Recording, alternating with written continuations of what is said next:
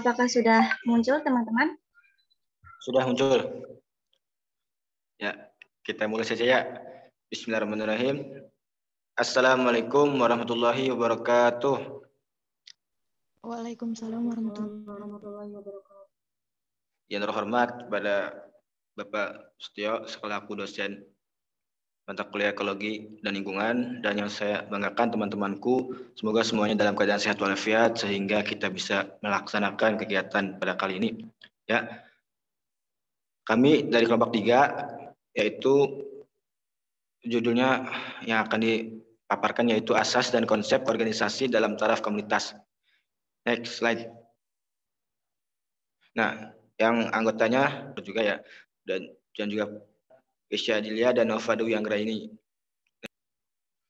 Ya, materi pertama yaitu kumpulan populasi yang menempati suatu habitat dan terorganisasi sedemikian sehingga memperlihatkan sifat tambahan dari sifat individu dan populasi sebagai suatu kesatuan. Misalnya struktur jenjang makanan dan arus energi.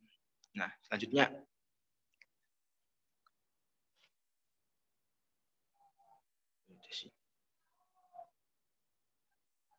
Ya, komunitas ini terbagi dua ya, berdasarkan sifat komunitasnya dan fungsinya terbagi dua, yaitu yang pertama komunitas mayor atau utama, yang kedua komunitas minor. Komunitas mayor atau utama adalah komunitas besar yang tidak tergantung pada komunitas lain yang ada di dekatnya. Yang kedua yaitu komunitas minor adalah komunitas yang masih bergantung kepada komunitas lain di sekitarnya. Selanjutnya,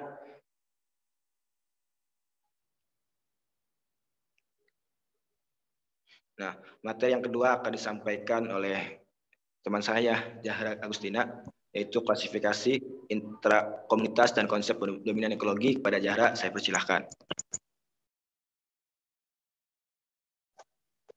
Maaf, Pri, itu bagian saya. Bagian Oke, siap. Mangga, Bu Nova. Iya.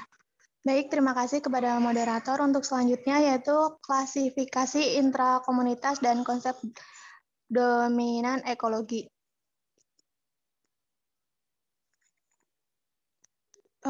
Untuk klasifikasi intrakomunitas dan konsep dominan ekologi ini, tidak semua spesies dalam komunitas ini memiliki peran, nilai, ataupun arti yang sama.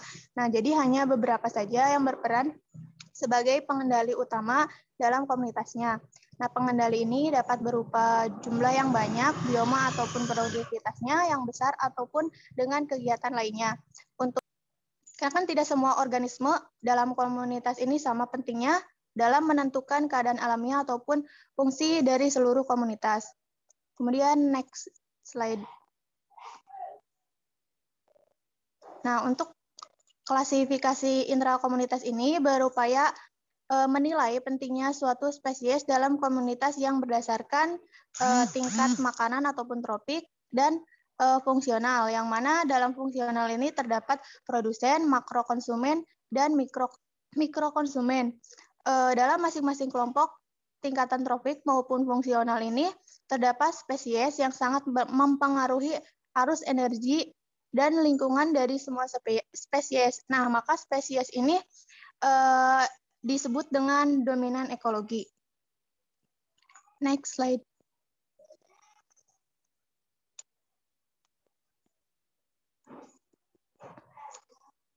Ini yang pola-pola dalam komunitas di Apura. Iya, Nov. Saya pakainya PPT yang waktu itu. Oh, coba yang sebelumnya. Dominan ekologi, contoh ada sebuah masalah klasifikasi dalam komunitas biotik dapat dijelaskan dengan contoh yang disederhanakan sebagai berikut. Dari hasil pengamatan seseorang, seperti adanya rumput jampang 48 hektar, pohon pisang 2 hektar, herendog 2 hektar, ada sapi 32 ekor, ada ayam 16 ekor, ada kalkun 2 ekor, ada domba 1 ekor, dan kuda 1 ekor. Nah, dari kesimpulan pengamatan tersebut, produsen yang dominan ialah rumput jampang, sedangkan untuk konsumen yang paling dominan ialah sapi. Nah, jadi dalam satu komunitas ini merupakan daerah pengembalan. Nah, jadi yang sudah dijelaskan seperti tadi, adanya rumput, pohon pisang, harendong, sapi, ayam, kalkun, domba, ataupun kuda disebut itu komunitas yang merupakan daerah penggembaan, yang mana ada rumput jampang ini sebagai dominan.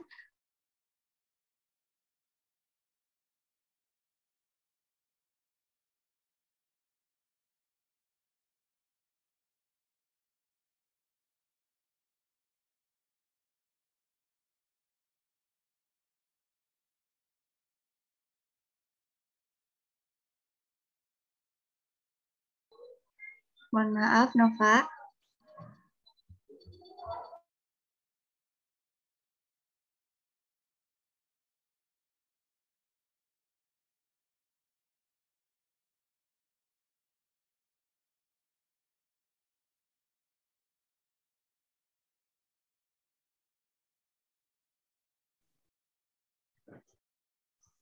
Ya, mohon maaf, saya keluar masuk, izin out cam sebelumnya.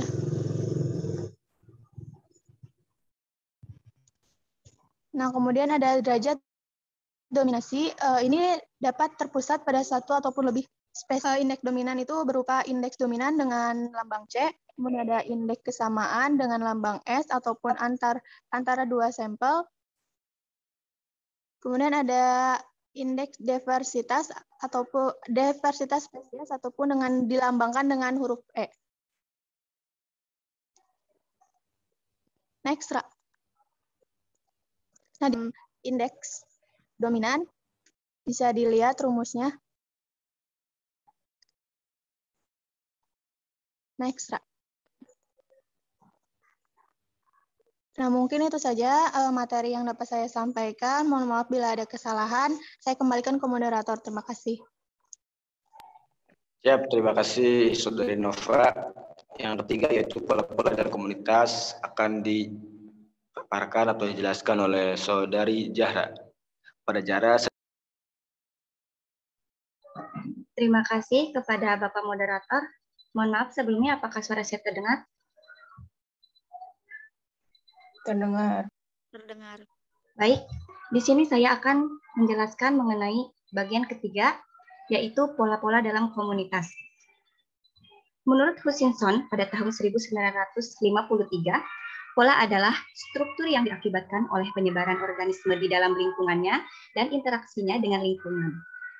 Beberapa macam pola-pola diversitas dalam komunitas yaitu, di sini ada 8 komunitas yang akan saya jelaskan.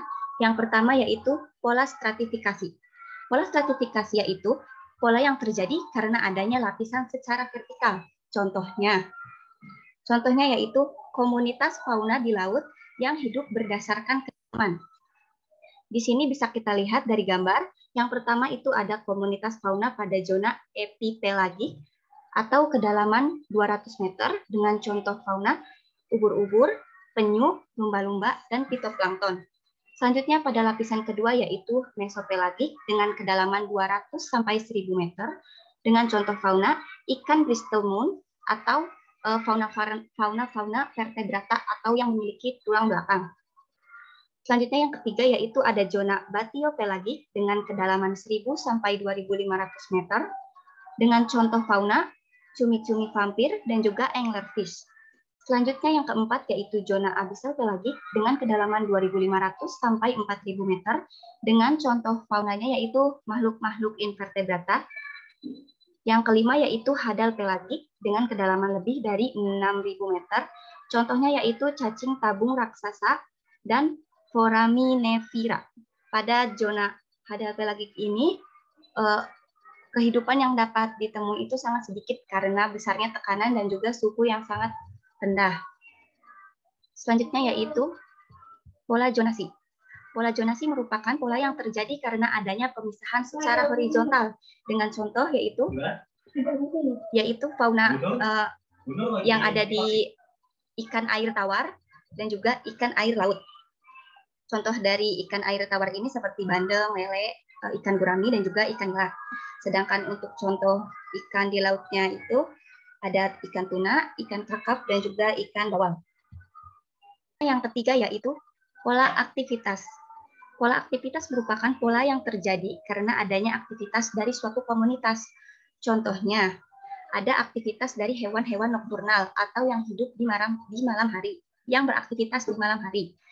Selanjutnya ada hewan diurnal atau hewan-hewan yang beraktivitas di siang hari. Contoh hewan nokturnal itu seperti kecoa dan juga burung hantu. Dan untuk hewan diurnalnya ada sapi dan kambing. Yang keempat yaitu pola jala makanan. Menurut Smith pada tahun 2009, jaringan makanan mewakili hubungan makan dalam suatu komunitas. Pola jala makan ini terjadi karena adanya sejumlah rantai makanan yang disatukan. Jadi pola jala makanan ini terdiri dari beberapa rantai makanan di sebuah ekosistem. Yang kelima yaitu pola reproduksi.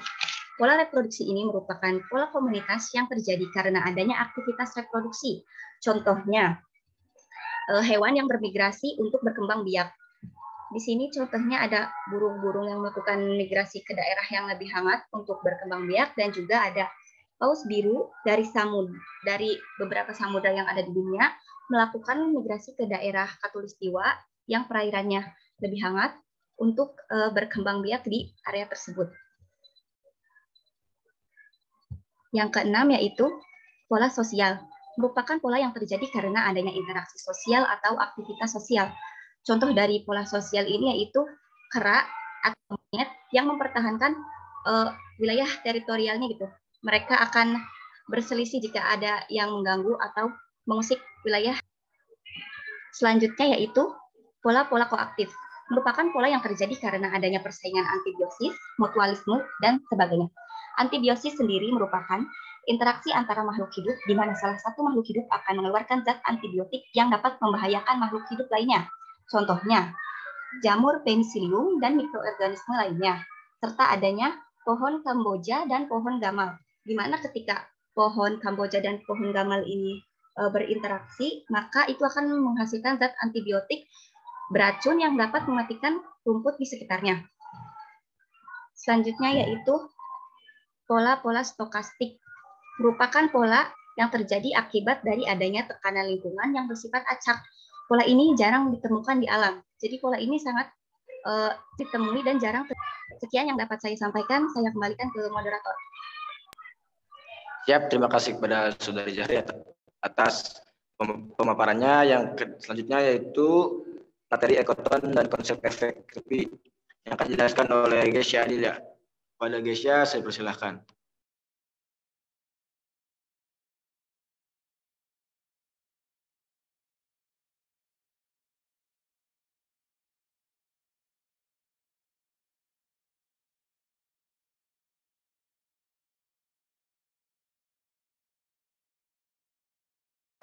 Pada Gesya, mana suaranya Gesya? Oh ya, oke. Terima kasih kepada moderator. Mohon maaf, saya tidak bisa on cam karena sinyalnya buruk banget. Di sini saya akan menjelaskan materi keempat, yaitu ekoton dan konsep efek tepi. Oke, next.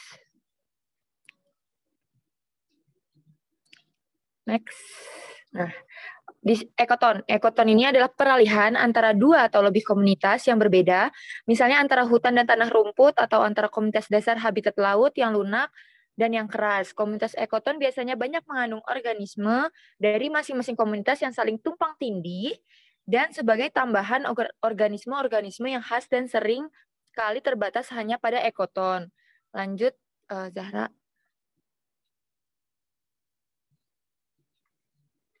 Nah, ekoton sangat sempit di beberapa habitat. Beberapa organisme ditemukan di daerah tumpang tindih yang tidak terdapat di dalam kedua komunitas itu sendiri. Karena komunitas ekoton yang telah berkembang dengan baik dapat mengandung organisme yang khas untuk setiap komunitas yang tumpang tindih, ditambah jenis yang hanya hidup di dalam ekoton atau EGF effect.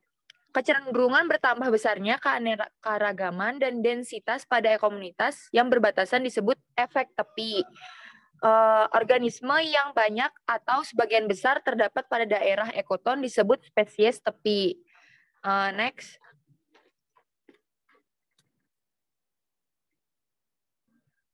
Salah satu tipe-tipe umum mengenai ekoton yang paling penting sejauh yang diperhatikan manusia adalah tepian hutan. Tepian hutan dapat didefinisikan sebagai ekoton hutan dan komunitas-komunitas rumput atau semak.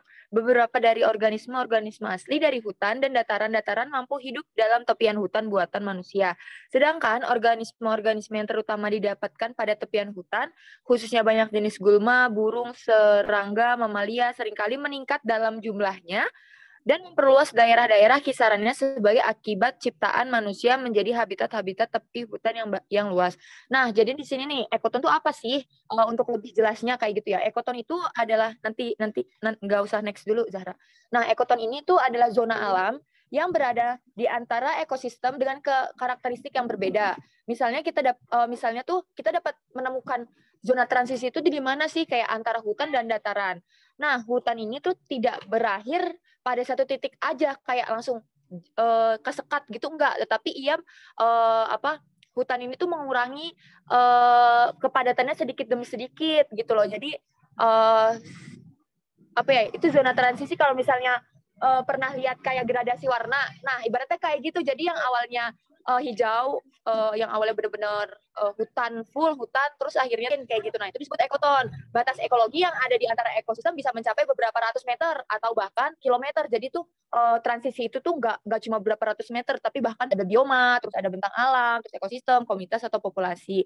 Nah, kenapa ada bentuk ekoton itu sendiri? Nah, zona transisi ini tuh terbentuk karena ada aksi karakteristik yang karakteristik yang paling berpengaruh itu yang pertama itu ada iklim, topografi, komposisi, dan struktur tanah atau keberadaan berbagai jenis populasi. Nah, jadi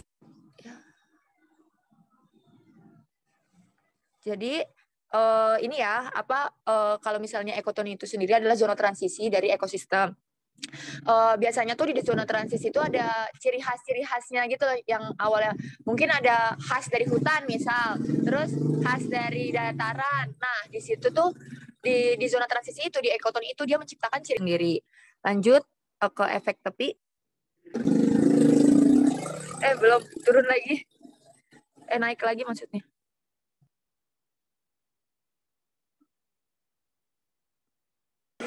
Iya.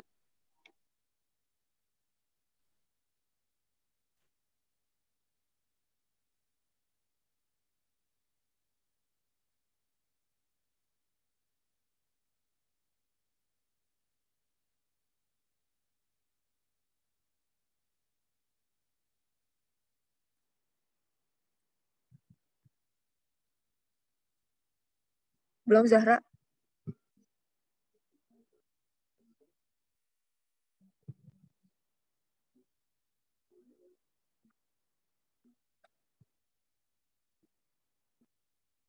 Ya, ini Zahra. Mangga, Gusya. Yang naiknya lagi.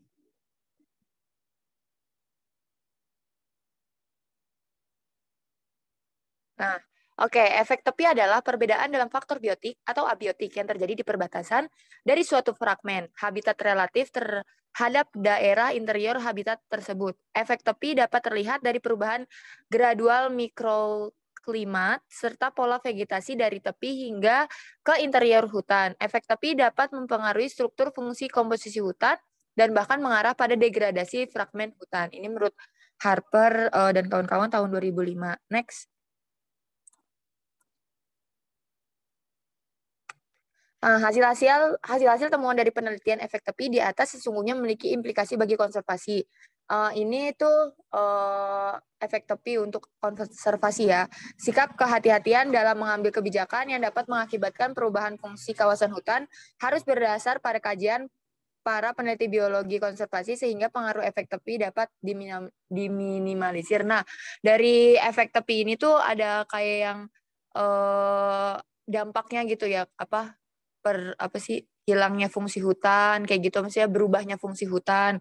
Nah, efek tepi ini satu kesatuan dari ekoton. Karena adanya ekoton muncullah tadi efek tepi kayak gitu. Ya, sekian presentasi dari saya. Saya kembalikan lagi ke moderator. Siap, terima kasih kepada Saudari Gisya atas penjelasannya. Sesi selanjutnya yaitu sesi pertanyaan atau sesi diskusi. Mangga, apabila ada yang mau ditanyakan, langsung saja open mic ya, karena saya menggunakan HP ya. mangga untuk ada yang mau bertanya. Kita kali ini diskusi santai saja.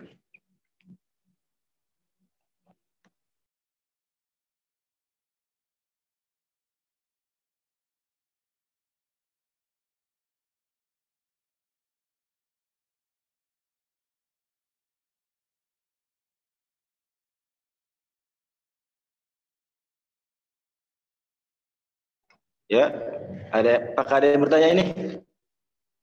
Wah, ayo. Itu kita diskusi bareng-bareng di sini.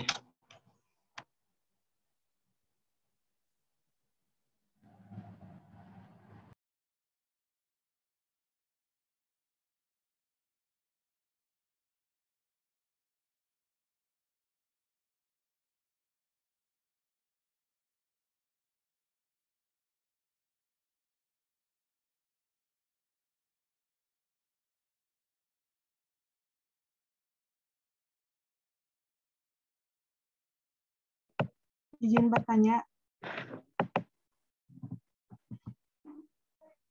Izin bertanya.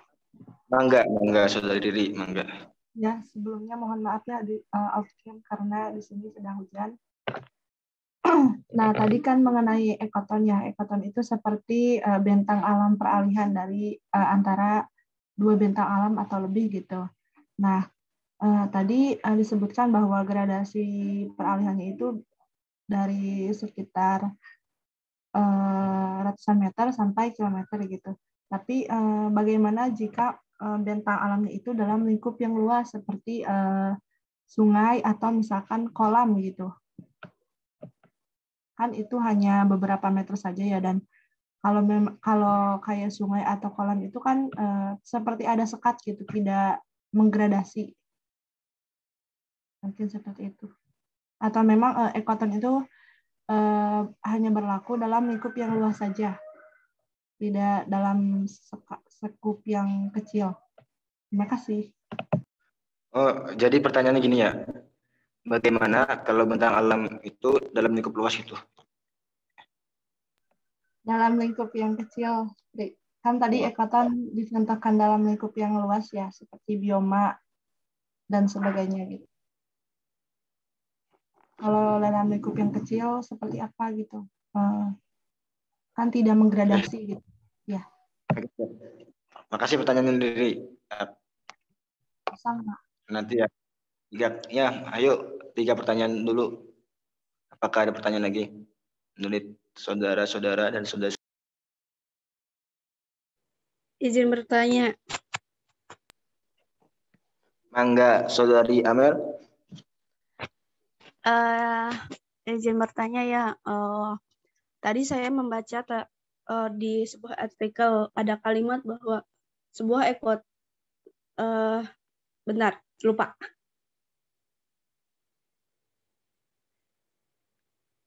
Sebuah ekoton sering mengganggu dan sulit untuk diukur. Itu maksudnya apa ya? Mungkin itu saja sih yang saya ingin tanyakan. Jadi pertanyaannya teh, sebuah ekoton itu susah diganggu dan juga diukur, gitu bukan?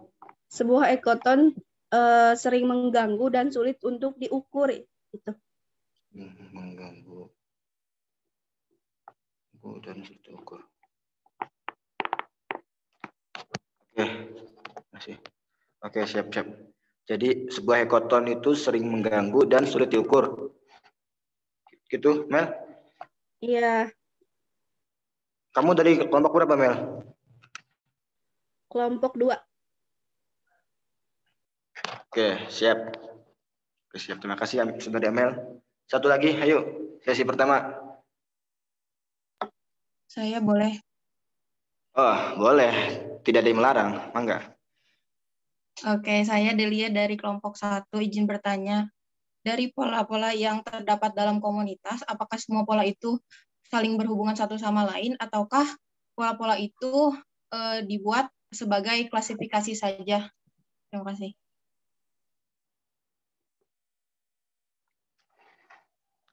Mantap pertanyaannya nih. Coba ulangin atuh. Santai itu pertanyaannya. Pelan-pelan. Aduh. Ulangin. dari pola-pola yang terdapat dalam komunitas. Entah apakah pola itu tuh saling berhubungan satu sama lain, ataukah pola-pola itu tuh hanyalah sebuah klasifikasi saja.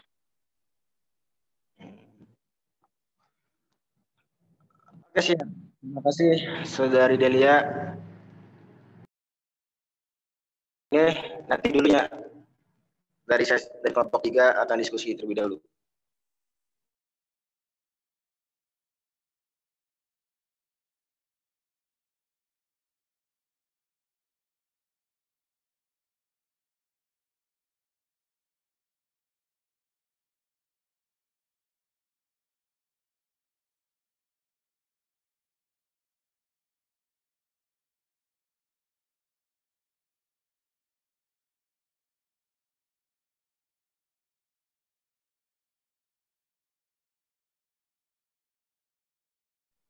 Ya, apakah dari kelompok 3 ada yang mau menjawab?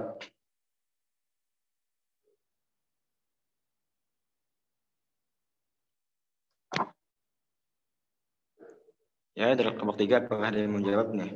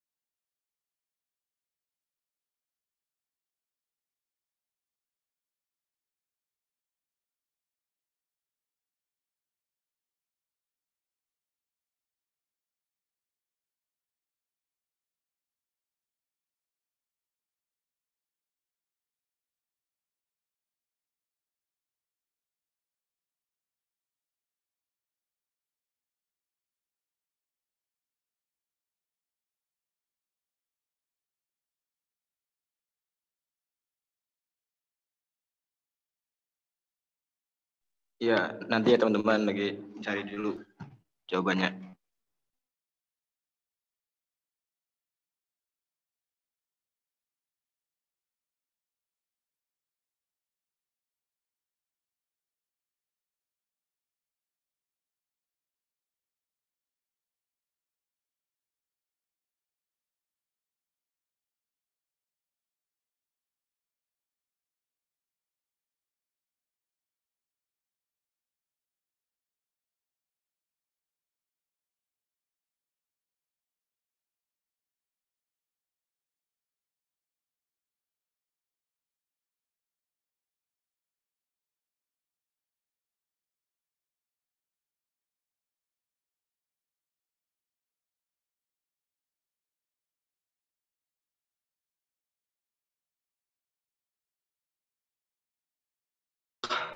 Ya, kepada kelompok 3 barangkali ada yang mau menjawab.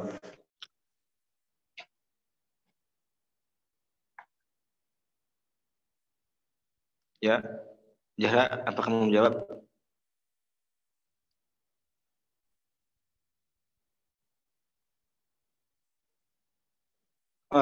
Suara kamu tidak terdengar, Zahra. Apakah tidak terdengar? Mohon maaf. Kita sudah. Saya mau menjawab pertanyaannya Delia.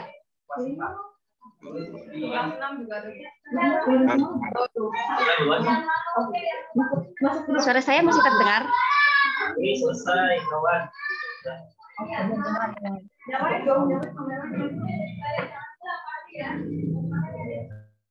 Zahra. Terdengar.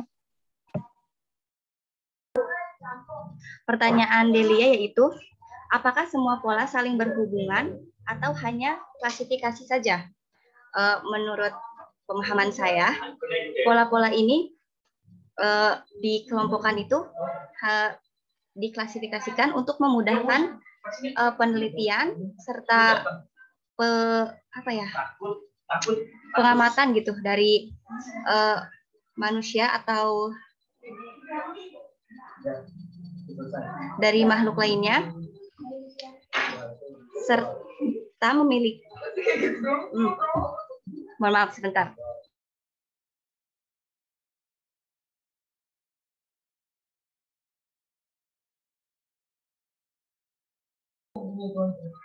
Ulang ya. Pertanyaannya, apakah semua pola memiliki dan saling berhubungan atau hanya diklasifikasikan saja?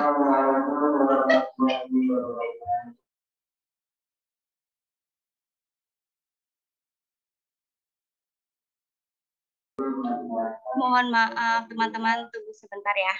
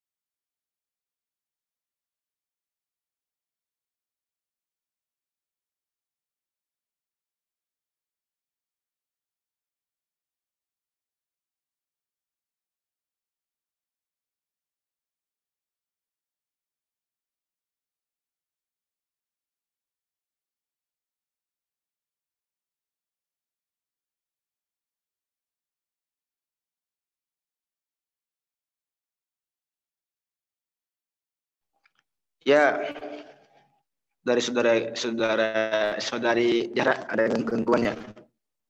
Apakah dari teman-teman lain, apakah ada yang mau menjawab? Barangkali bisa diskusi gitu. Barangkali sudah menemukan sumber terlebih dahulu gitu.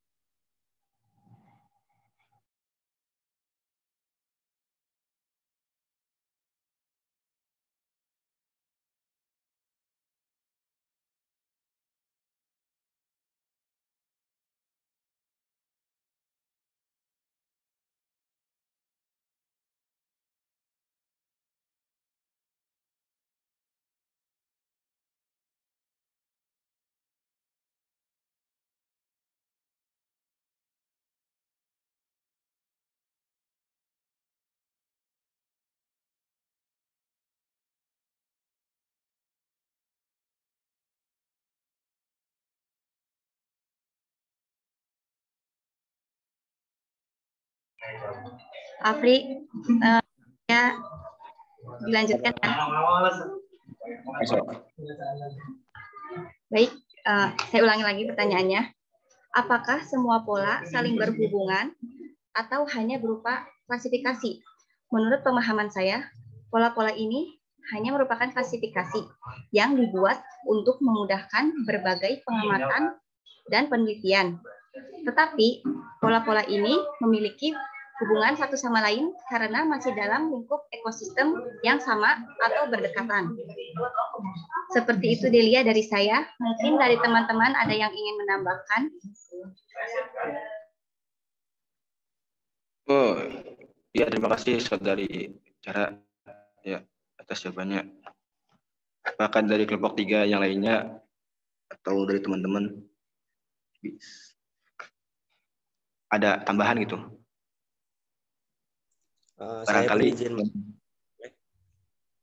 Oh siap, terima kasih Fadilah. Pada Fadilah saya diaturkan, saya persilahkan. Terkait pertanyaan Delia, sepakat apa yang dikatakan oleh Zahra bahwa sebenarnya pola-pola tersebut juga memiliki hubungan dengan pola-pola lainnya.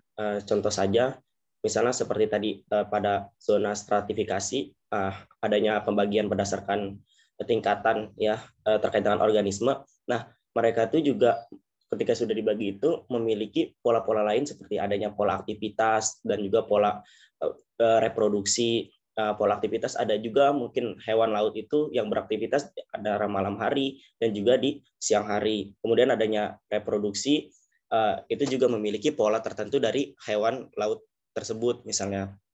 Kemudian juga pola jala makan juga berhubungan terkait dengan itu. Kemudian nah, itu juga sama seperti yang kata zona transisi, meskipun mereka dibedakan, misalnya tadi antara ada yang di laut dan juga di air tawar, mereka juga memiliki pola-pola lain seperti pola reproduksi yang berbeda gitu. Ada reproduksi yang harus melakukan migrasi, ada yang tidak gitu. Dan juga sama juga tadi di zona ini tuh ada juga yang melakukan aktivitasnya di antara malam hari dan juga di siang hari. Oleh karena itu, pola-pola tersebut juga memiliki hubungan gitu antara pola yang satu dengan pola yang lain. Mungkin seperti itu jika ada kesalahan mohon diluruskan. Terima kasih, Pri.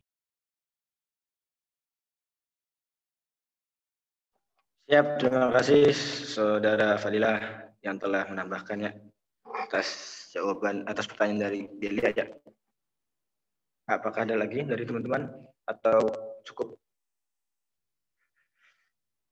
Gimana, Saudari Delia? Jika ya, terima apakah kasih. sudah, jika nanti belum puas, nanti kita juga akan jawab lagi tambahkan. Ya, terima kasih Saudari Delia. Nah, saya izin menjawabnya pertanyaan dari Saudari Riri. Bagaimana bentang alam dalam lingkup kecil gitu ya, Riri? Iya, yang ekoton. Ya. Siap-siap, saya izin menjawabnya. Menurut saya ya, bentang alam itu kan lingkupnya luas itu. Karena judulnya juga bentang alam, jadi terdiri dari beberapa alam ibaratnya gitu. Jadi menurut saya bentang alam dalam lingkup kecil itu menurut saya tidak ada gitu. Jadi bentang alam itu dalam lingkup luas seperti tadi sungai. Terus apa sih tadi?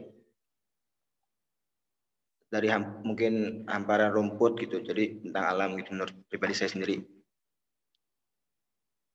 Jadi kalau lingkup kecil memang tidak ada gitu bentang alam. Ya, cukup sekian dari saya jawabannya. Apabila dari teman-teman ada yang mau menambahkan atau kelompok 3 ada yang mau menambahkan lagi.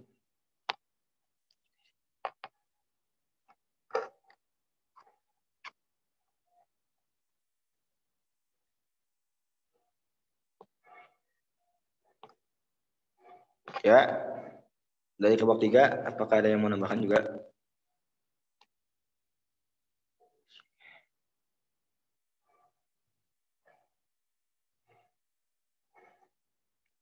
Mungkin izin menambahkan sedikit. Mangga, Saudara Nova.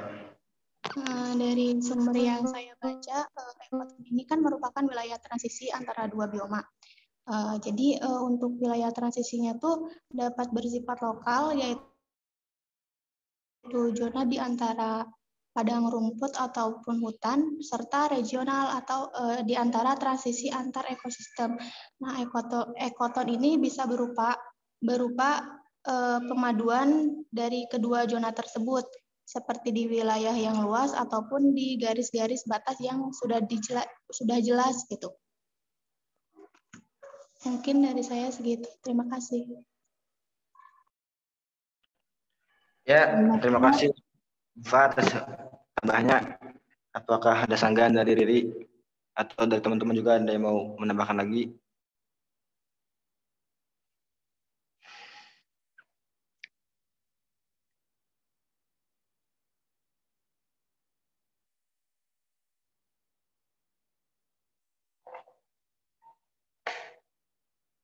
Ya, apakah ada tambahan lagi atau tidak?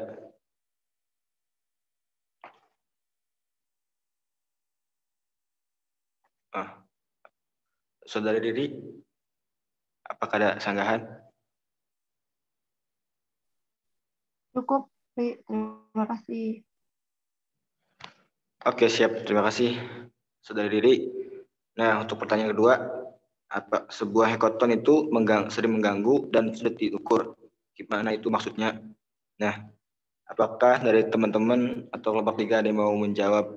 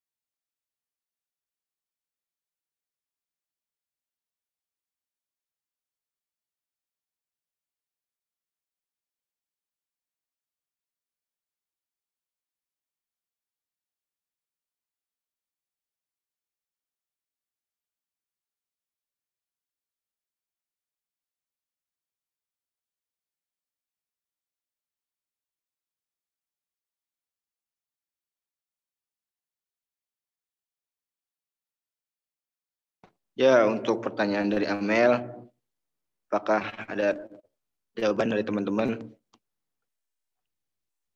Nanti kata Gesya akan dijawab di WA Group. Atau teman-teman mau menjawab terlebih dahulu apabila sudah menemukan jawabannya?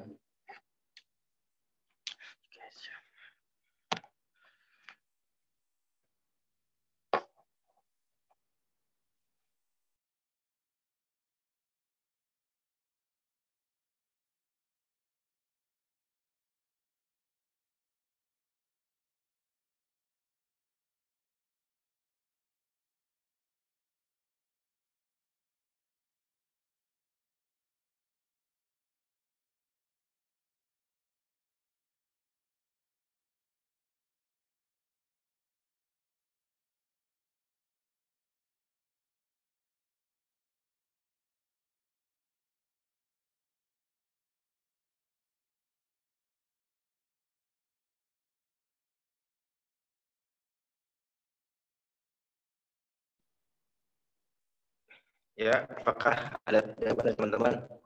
Nah, dari kelompok 3 nanti katanya lewat WA Group saja ya. Para pertanyaannya lumayan sulit juga ini dijawab. Atau ada pertanyaan lagi dari teman-teman?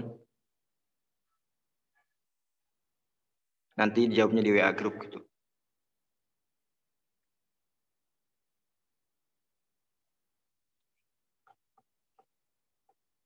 Jika ada yang mau bertanya lagi, dipersilakan langsung open mic aja.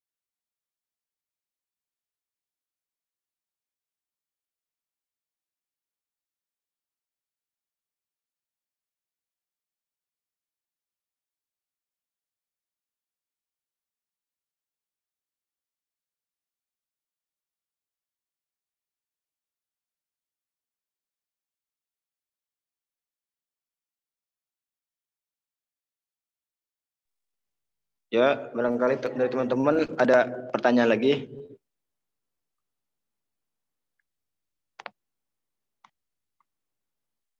Jika tidak ada pertanyaan, nanti saya, Pak, gimana ini Pak? Ditanya aja kalau nggak ada mah. Tanya.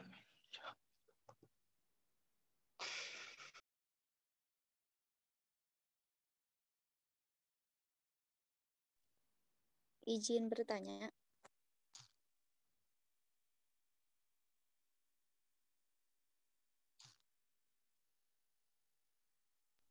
Mangga, langsung saja open mic.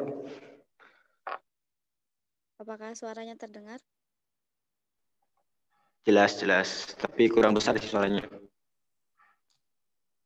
Oke, saya Nenggina Febrianti dari kelompok 8. Izin bertanya.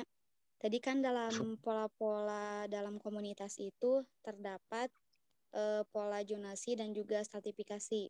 Nah, apakah hewan tadi atau ikan-ikan yang ada pada pola zonasi atau pada pola stratifikasi atau pada pola zonasi itu bisa mengalami perpindahan. Misalkan kan kalau pola zonasi itu kan tadi horizontal ya, dan kalau pola stratifikasi itu vertikal. Nah, apakah ikan-ikan tersebut itu bisa mengalami perpindahan, misal dari zonasi ke stratifikasi?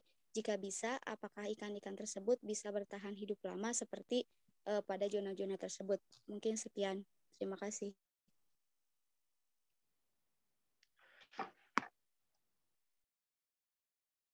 Ya siap, terima kasih ya atas pertanyaannya. Intinya mah pertanyaannya, apakah pola-pola komunitas dari pola zonasi dan atau pola stratifikasi itu bisa mengalami perpindahan gitu ya? Intinya Meneng Gina.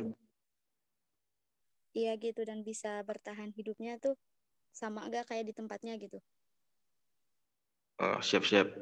Nanti didiskusikan dulu sama teman-teman.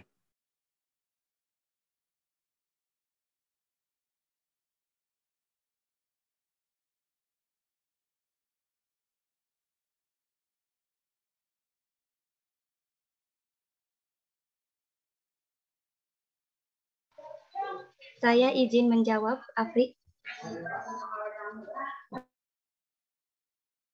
Mangga, langsung saja Saudari Jahri.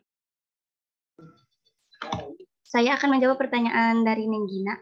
Apakah mungkin jika suatu fauna mengalami perpindahan pola komunitas?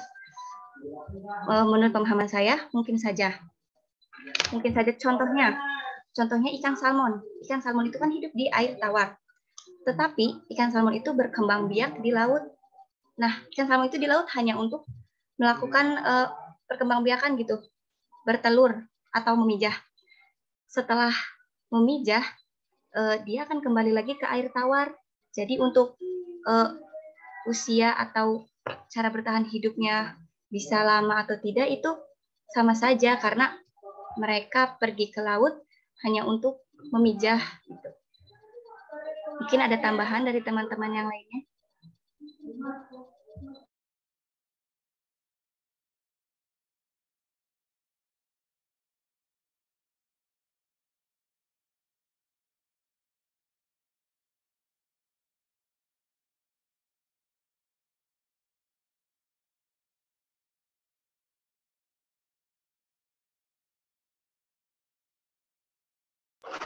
Ya, terima kasih Jara atas jawabannya. Apakah dari kelompok 3 lainnya atau untuk teman-teman mau menambahkan? Saya persilahkan ya. Karena di sini diskusi bareng-bareng gitu.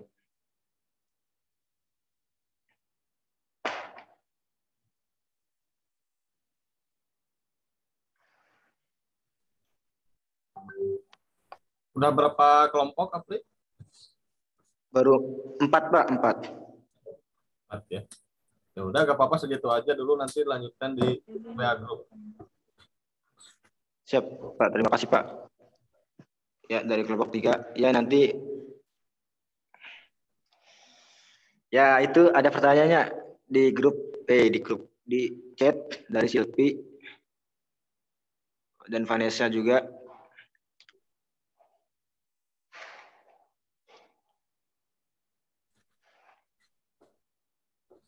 Apakah sekarang aja Pak dijawabnya, Pak? Apa nanti aja pas di WA Group? Nanti aja lah di WA Group ya. Siap, Pak. Ya, terima kasih, Pak. Ya. Dicatat Baik, aja di notulensi ya. Siap, Pak. Dari kelompok 3 pamit undur diri ya. Apabila ada kesalahan atau belum bisa menguasai materi, mohon maaf. Kepada Bapak Tio, saya persilakan.